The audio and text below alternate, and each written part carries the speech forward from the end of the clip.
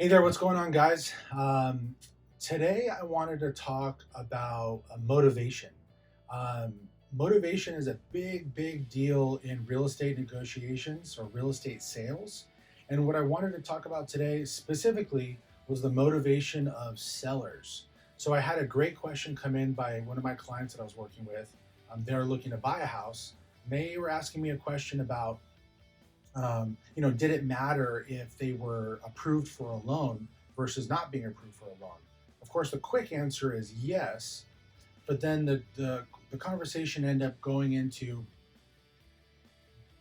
the house that they were wanting to look at was vacant, and they're saying, "Well, do you think we can get it for a lower price because we're pre-approved?" And that's where it gets a little squirrely, and that's where motivation comes in. And I wrote a couple of quick things that I wanted to refer to specifically around seller's motivation and how that'll come together in the whole transaction. So on the seller side, again, using that example of my client that was the buyer, is the seller in a hurry? Some sellers aren't. Sometimes they are patient, sometimes they don't need the money, and they may just want to wait.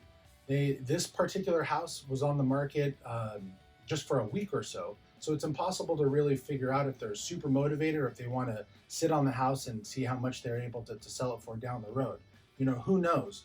But along the lines of, are they in a hurry? So if they're not in a hurry, it doesn't matter if it's a cash offer. It doesn't matter if it's a full price, or excuse me, an offer that's just $5,000 below their asking price. If the seller isn't in a hurry, then they're not going to take a lower than their asking price offer. Okay. Number two, why is the seller selling? So the seller, the motivation behind their why they're selling is a huge deal. Are they looking to get all the equity that they have and put it in another house? Are they looking to relocate and go out of state and they already have a house picked out? Are they looking to relocate locally and they need every single penny from this house to move it to the next house? The reasons behind their sale are a big, big deal, and of course that'll play into how motivated are they to make this thing happen. And that transitions into the next thing is, what are the dynamics behind the sellers, specifically the dynamics of the decision makers? Is it a husband and wife?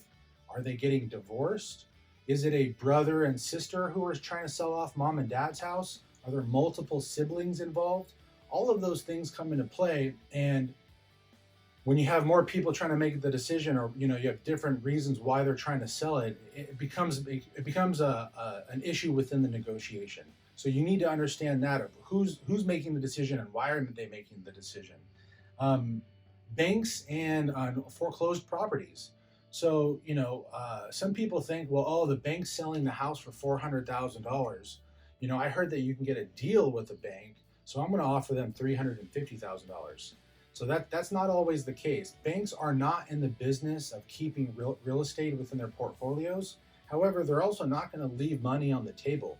If a bank understands the marketplace, they're going to squeeze that asset for every penny that they can get out of that. And they also have investors behind them to report back to. So if they have this house for sale for $400,000 and they accept a price at $350,000, it needs to make sense to all of their asset managers and their investors behind them.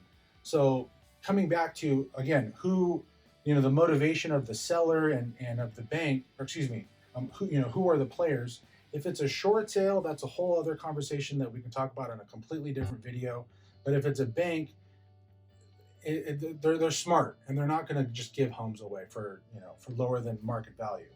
Um, a little bit of a different thing that I want to talk about was post negotiation. So post contract negotiation. Let's say we're already in escrow and the repairs, you've done a home inspection and now a bunch of issues have come up.